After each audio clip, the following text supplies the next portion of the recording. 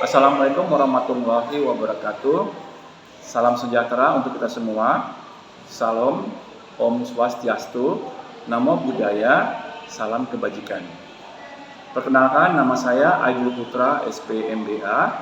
Saya adalah dosen tetap di program studi S1 Manajemen STIE Professional Management College Indonesia.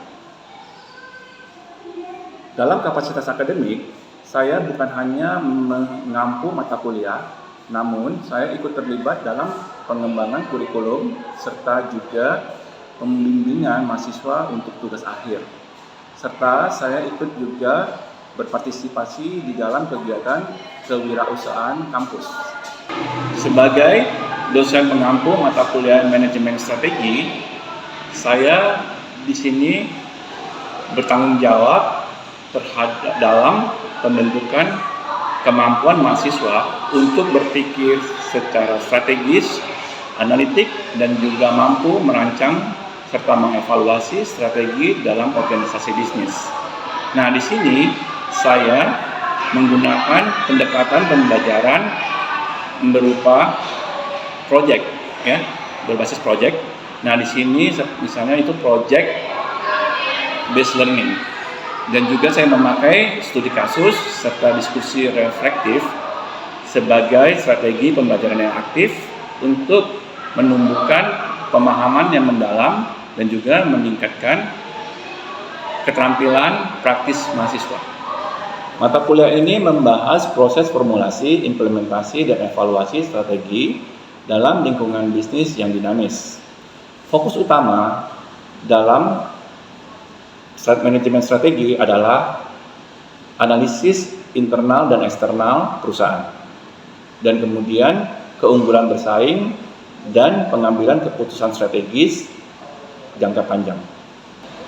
Tujuan mata kuliah ini yaitu mahasiswa diharapkan mampu memahami konsep dan kerangka kerja manajemen strategis. Kedua, melakukan analisa lingkungan bisnis dan posisi kompetitif perusahaan. 3. Merumuskan dan mengevaluasi strategi fungsional bisnis korporat. Yang keempat, menerapkan model dan alat bantu pengambilan keputusan strategi. Dan yang kelima, mampu merencanakan strategi korporasi yang berbasis kepada hasil penelitian dan alternatif strategi. Capaian pembelajaran lulusan atau CPL, yang pertama mampu berpikir sistematis, logis, dan kritis dalam menyelesaikan permasalahan bisnis. 2. Mampu merumuskan dan mengevaluasi strategi bisnis yang adaptif. 3. Mampu menerapkan pendekatan manajerial dalam pengambilan keputusan berbasis data. Capaian pembelajaran mata kuliah, yang pertama menjelaskan konsep-konsep dasar manajemen strategis. Kedua, menggunakan alat analisis strategis, yaitu berupa SWOT, Estel, dan Vario. 3. Merumuskan dan menyusun rencana strategi organisasi. Keempat, mengkomunikasikan hasil penelitian dan strategi secara profesional. Strategi pembelajaran yang dipakai adalah yang pertama metode berupa ceramah interaktif, studi kasus, presentasi proyek, dan pemecahan masalah strategis. Sedangkan media yang dipakai adalah PPT. Demikian hasil presentasi saya. Mari kita lanjutkan dengan melihat video pembelajaran saya mengenai manajemen strategi.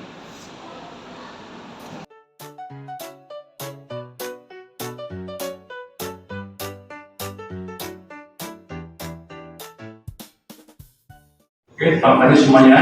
Mari kita berdoa sesuai agama masing-masing. Oke, berdoa selesai. Oke, baiklah, kita akan memulai pembelajaran kita pada hari ini mengenai manajemen strategi. Ini merupakan suatu panduan komprehensif.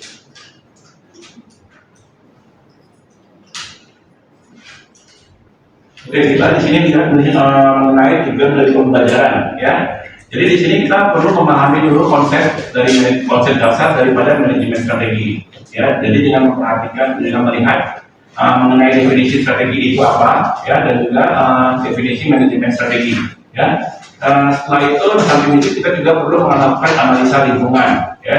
Jadi analisa lingkungan di sini kita akan melakukan analisa lingkungan internal, yaitu dari dalam perusahaan, dan juga melakukan analisa lingkungan eksternal, yaitu dari luar perusahaan, ya.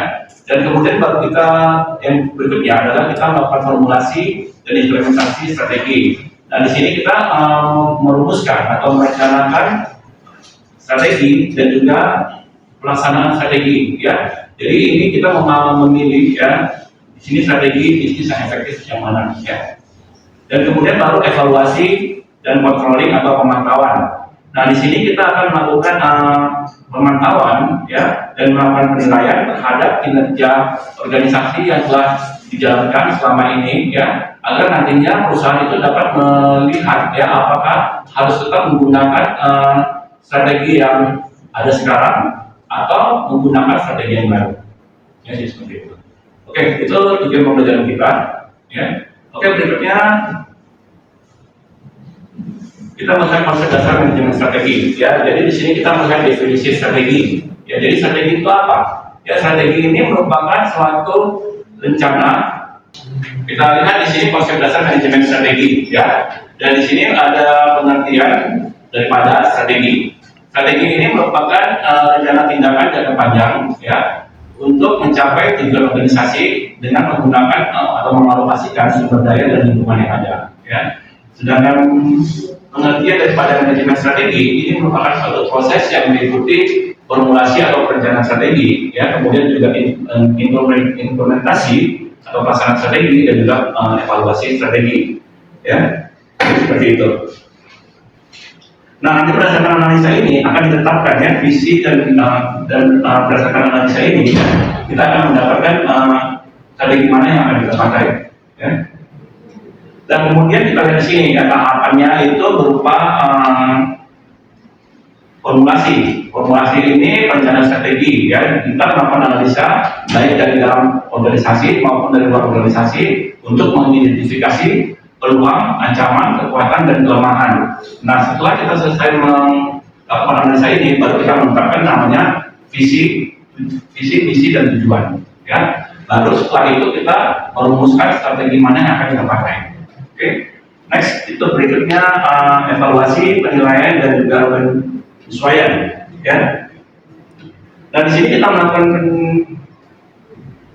penyesuaian, ya, terhadap kinerja yang telah dilakukan atau dilaksanakan, ya, oleh perusahaan, ya, sehingga nanti kita akan tahu mana strategi yang harus kita pakai dan mana strategi yang harus kita ubah. Ya, jadi kita membuat strategi baru, ya, seperti itu. Oke, next berikutnya. Nah, di sini kita akan melihat visi, misi, dan juga organisasi, ya. Jadi kalau kita lihat visi ini merupakan pernyataan ataupun gambaran, ya, mengenai apa yang ingin dicapai organisasi di masa depan, ya. Visi ini merupakan memberikan arah dan tujuan jangka panjang yang ingin dicapai, ya. Dan visi ini harus inspiratif, ya, harus inspiratif. Dan visi ini juga harus menantang. Dan visi ini juga harus memberikan arah yang jelas bagi perusahaan, ya. Itu visi. Contohnya, misalnya ada suatu perusahaan ingin menjadi perusahaan teknologi terkemuka di Asia Tenggara, ya. Itu visinya. Kemudian misi ini menjelaskan alasan keberadaan organisasi. Jadi kita melihat apa yang ingin dicapai organisasi untuk mencapai visi, ya. Nah, visi ini harus spesifik, ya. Visi harus spesifik, visi juga harus dapat diukur, ya. Visi juga harus dapat dicapai, dan misi harus relevan dan juga mempunyai batasan waktu. Jadi kita bilang itu SMART, ya. Spesifik, measurable, ya. Kemudian visible, achievement, dan relevan dan time bound, ya. Contohnya daripada misi, kita membuat satu produk pelayanan inovasi untuk memenuhi kebutuhan pelanggan. Oke, berikutnya itu tujuan. Tujuan ini merupakan target khusus atau langkah-langkah konkret yang akan diambil ya untuk mewujudkan visi dan misi. Ya, jadi di sini tujuan itu ada dua, tujuan jangka panjang dan ada tujuan jangka pendek. Ya, contoh daripada tujuan itu adalah ini ya, meningkatkan pendapatan perusahaan sebesar 20% dalam jangka waktu 3 tahun misalnya. Jadi itu ya, khusus ya apa yang mencapai ya dapat disebut juga ya.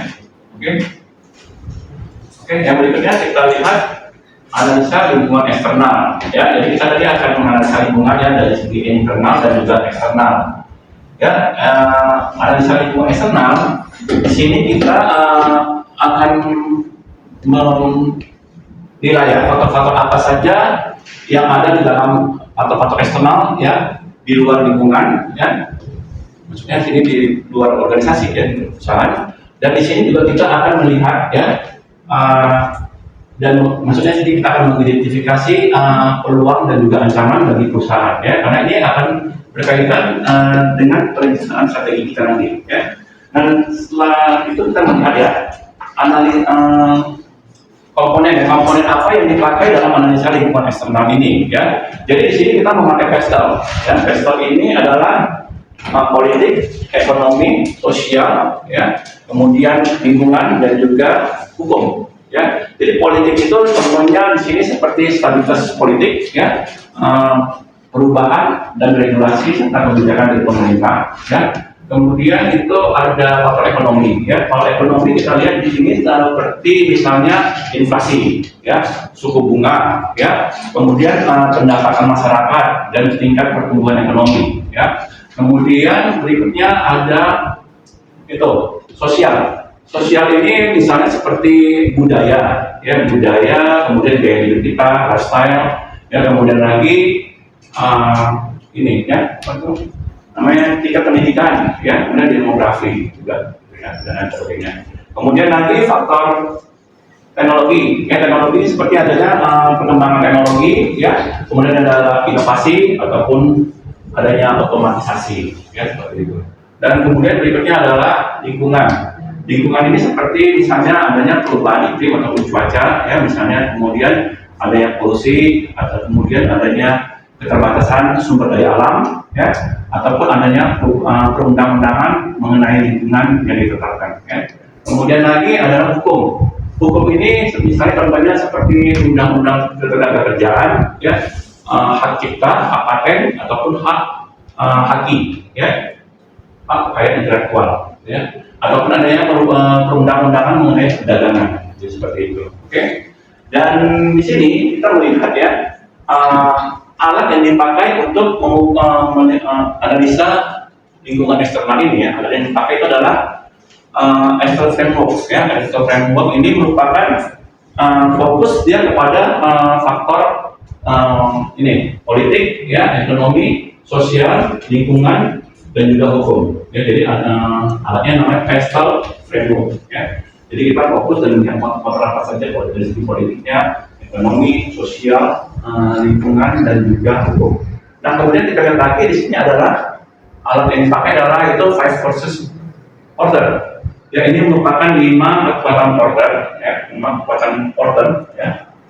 Dan di sini yang kita menganalisis persaingan dalam industri. Ya di sini termasuklah di situ adalah kekuatan pemasok, ya, kemudian kekuatan pembeli, kemudian ancaman pendatang baru, ya, kemudian lagi adanya ancaman produk substitusi, ya, produk pengganti, ya, kemudian juga adanya lagi intensitas persaingan di dalam industri tersebut. Okay. Jadi itulah dia ya, yang termasuk di dalam 5 kekuatan order ini. Oke, next berikutnya ya. Oke, nah berikutnya kita masuk mengenai analisa lingkungan internal. Ya, analisa lingkungan internal ini merupakan proses evaluasi faktor-faktor internal yang ada dalam organisasi ataupun perusahaan. Ya, di sini kita akan mengidentifikasi kekuatan dan juga kelemahan. Ya, yang ini akan berpengaruh kepada dampaknya dalam penetapan strategi ya nantinya. Oke, unsur-unsur apa yang ada dalam lingkungan internal ini ya? Di sini ada 3 unsur yang kalau kita lihat. Yang pertama itu sumber. sumber daya, ya. Jadi sumber daya ini kita lihat itu bisa berupa manusianya, ya, bisa berupa aset fisik dan bisa juga berupa keuangan, ya. Ada juga sumber daya yang tidak berwujud, ya. Jadi ini bisa berupa merek dan juga bisa reputasi, oke. Dan kemudian kapasitas ini merupakan kemampuan organisasi di dalam dari segi pemasaran, ya, operasi, kemudian teknologi, dan kemudian penelitian dan pengembangan, ya. Dan yang berikutnya itu adalah kompetensi inti, ya. Kompetensi inti ini ya merupakan kemampuan unik yang dimiliki oleh perusahaan dan sumber daya yang akan membuat perusahaan itu unggul di dalam persaingan, oke. Itu 3, ya. Dan di dalam analisa lingkungan ini kita sudah menggunakan model, ya, untuk penilaian analisa internal ini, analisa lingkungan internal, yaitu VRIO, ya. V ini yaitu value atau nilai, ya. Kemudian rarity itu berupa kelangkaan, kemudian imitability itu adalah sulit ditiru, ya. Kemudian organisasional itu adalah organisasi. Jadi VRIO ini merupakan alat strategis, ya, untuk menilai sumber daya dan kapabilitas yang dimiliki oleh perusahaan, ya. Oke. Next. Nah, yang berikutnya kita akan membahas mengenai analisa SWOT, ya. Analisa SWOT ini merupakan suatu metode analisis yang dipakai oleh perusahaan, ya, untuk mengevaluasi kekuatan, kelemahan, peluang, dan juga ancaman, ya. Jadi itu.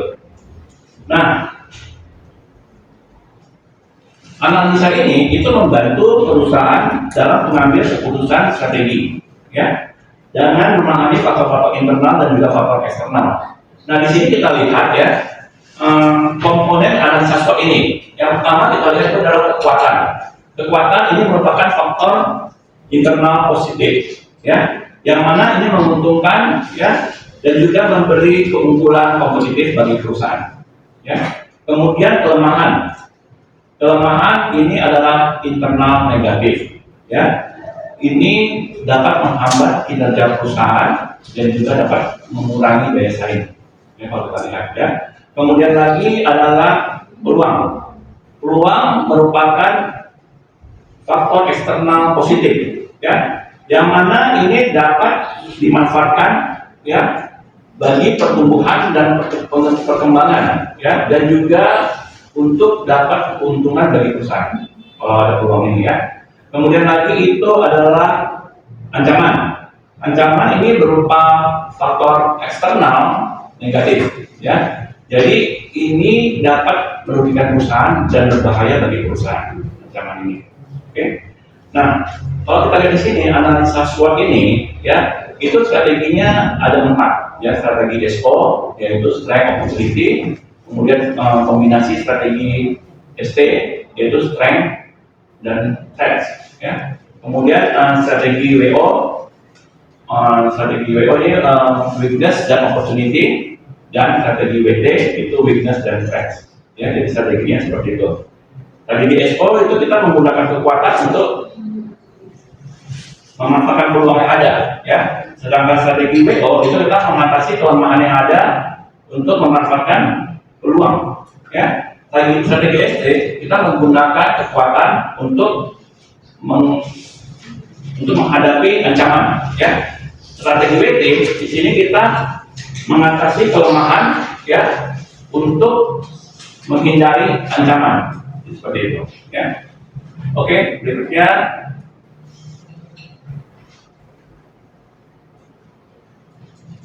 ini kesimpulan, ya, jadi dan selanjutnya, ya. Jadi ini ada pemahaman konsep dan analisa yang mendalam mengenai internal dan eksternal, ya. Kemudian ada diskusi strategi, ya. Oke. Nah, di sini kita melihat lagi perumusan strategi bisnis, ya. Perumusan strategi bisnis. Di sini ada strategi generic fast order, ya. Yaitu di sini ada 3 pendekatan yang dipakai, strategi yang dipakai, yaitu kepemimpinan biaya atau leadership cost, ya. Kemudian nanti ada lagi yang berikutnya adalah diferensiasi, ya, perbedaan, dan juga ada namanya fokus, ya. Jadi kalau kita lihat di sini, kepemimpinan biaya atau leadership cost ini tujuannya produsen menjadi suatu perusahaan yang membuat biaya terendah, ya, seperti itu. Kemudian ini dapat dicapai, ya, oleh perusahaan dengan efisiensi operasional dan juga melakukan skala ekonomi serta dengan pengendalian biaya yang ketat, ya. Kemudian jadi fokus seperti itu, ya. Oke, kalau fokus kemudian dia ada ini, ya, tujuan dan dicapainya, ya.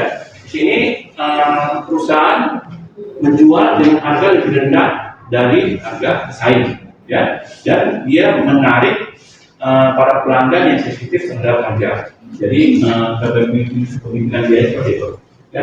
Kemudian diferensiasi ini kalau kita lihat, ya, dia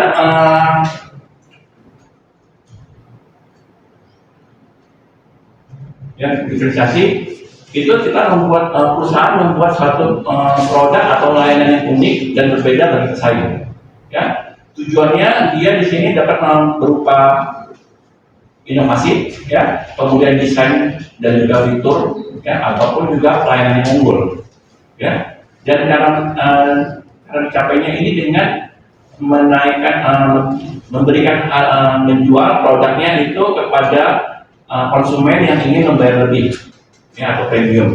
Ini dikarenakan karena produknya unik dan tidak ada yang memilikinya, ya. Itu diferensiasi. Oke, berikutnya fokus, ya. Fokus di sini kalau kita lihat, ya, fokus kalau di sini kita lihat itu dia menargetkan segmen pasar yang sempit dan spesifik, ya, seperti itu, ya. Dan kalau kita lihat lagi di sini, ya, fokus itu bisa berdasarkan biaya rendah. Ini kita sebut dengan fokus cost, ya, ataupun juga fokus produk yang unik. Ini kita sebut fokus diferensiasi, ya.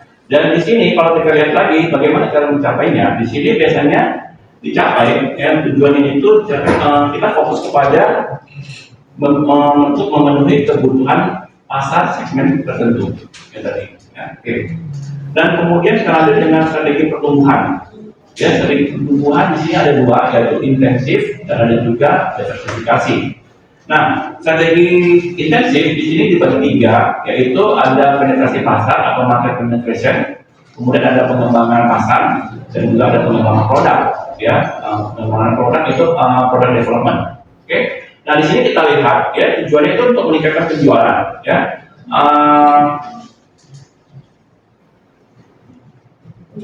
Penetrasi pasar ini merupakan strategi untuk meningkatkan penjualan, ya, produk yang sudah ada dan pasar yang sudah ada dengan cara meningkatkan pangsa pasar, ya, melalui promosi dan diskon.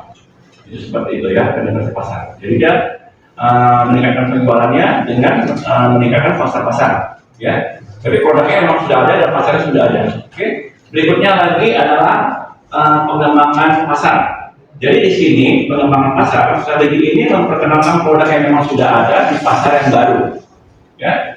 Kemudian pengembangan produk, strategi ini melibatkan peningkatan dan modifikasi produk yang sudah ada ataupun inovasi produk, ya, untuk menarik pelanggan yang ada, ya, dan memenuhi kebutuhan pasar baru ataupun pasar yang sudah ada. Itu seperti itu, ya, pengembangan produk. Oke, berikutnya kita lihat lagi yaitu diversifikasi.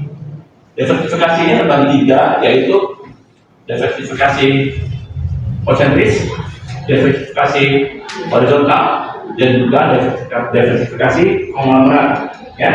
Nah, diversifikasi konsentris ini strategi menambahkan produk baru, ya, produk baru yang terkait erat dengan produk inti perusahaan. Jadi di sini contohnya dia misalnya perusahaan komputer desktop, Ya, dia melakukan diversifikasi konsentris dengan meluncurkan komputer desktop tadi, sekarang yang dengan ini komputer laptop. Jadi produknya masih sama, ini produknya sama ya, kalau kita lihat ya, di situ ya. Kemudian lagi misalnya saja ada perusahaan smartphone, ya smartphone dia melakukan diversifikasi konsentris dengan membuat smartwatch. Jadi sama ya, kalau kita lihat itu ya. Oke, kemudian berikutnya diversifikasi horizontal.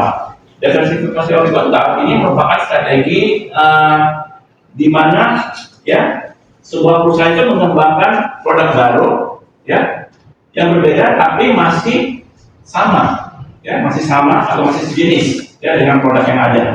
Nah, di sini biasanya yang membedakannya adalah mereknya ataupun merek, ukuran maupun spesifikasi produk. Jadi contoh di sini misalnya ada perusahaan yang menjual sepatu olahraga dan kemudian melakukan diversifikasi horizontal dengan menjual sepatu casual. Jadi seperti itu tentunya ya. Atau mungkin ada perusahaan minuman jus ya, kemudian yang melakukan diversifikasi horizontal dengan menjual minuman energi ya, seperti Kraken dan lain sebagainya, jadi sama Viton dan sebagainya seperti itu. Nah, berikutnya diversifikasi konglomerat ya. Ini kita menambahkan produk baru yang memang sama sekali tidak ada hubungannya dengan produk inti perusahaan kita ya. Jadi di sini misalnya saja perusahaan teknologi membeli suatu hotel ataupun rumah sakit, jadi bisnisnya itu sama sekali tidak ada hubungannya ya, berbeda. Itu kita sebut diversifikasi konglomerat. Oke, sampai di sini ada yang ingin bertanya mungkin? Oke, silakan. Saya mau tanya, jadi apa aja sih tahapan manajemen strategi? Oke, baik. Tahapan manajemen strategi itu ada 3 ya. Yang pertama kita melakukan formulasi strategi, yaitu kita melakukan perumusan atau perencanaan strategi ya. Kemudian yang kedua kita melakukan itu implementasi strategi, itu berupa pelaksanaan strategi. Dan yang ketiga kita melakukan evaluasi dan monitoring strategi. Itu kita melakukan penilaian dan pengawasan strategi. Oke, masih ada yang ingin bertanya mungkin? Silakan. Oke, kalau gitu kita lanjut ya mengenai tahap berikutnya, yaitu formulasi strategi program.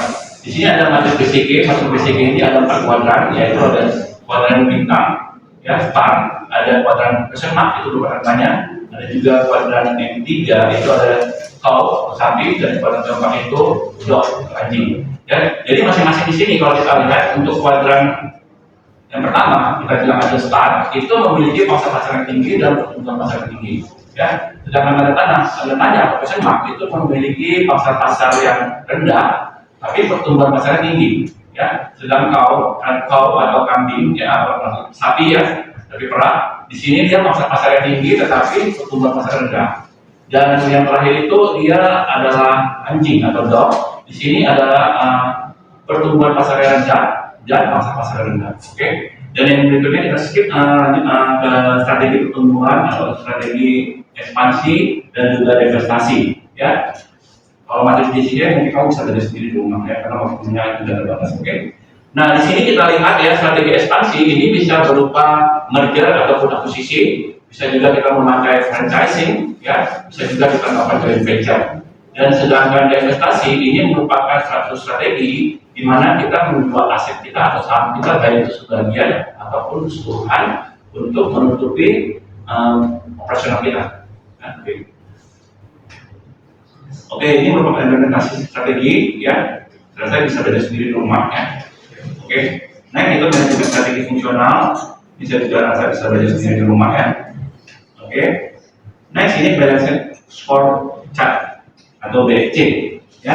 Ini di sini ada 4 perspektif dalam BSC ini. Yang pertama perspektif keuangan, yaitu kita mengukur bagaimana organisasi menciptakan nilai bagi pemegang saham ya. Kemudian perspektif pelanggan, bagaimana perusahaan itu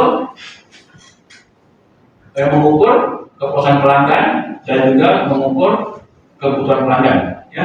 Kemudian perspektif proses bisnis internal, di sini kita mengukur efisiensi dan efektivitas proses internal ya. Kemudian berikutnya itu adalah perspektif daripada pembelajaran dan pertumbuhan, ya. Jadi di sini kita mengukur, ya, kemampuan organisasi untuk berinovasi, belajar dan berkembang, ya.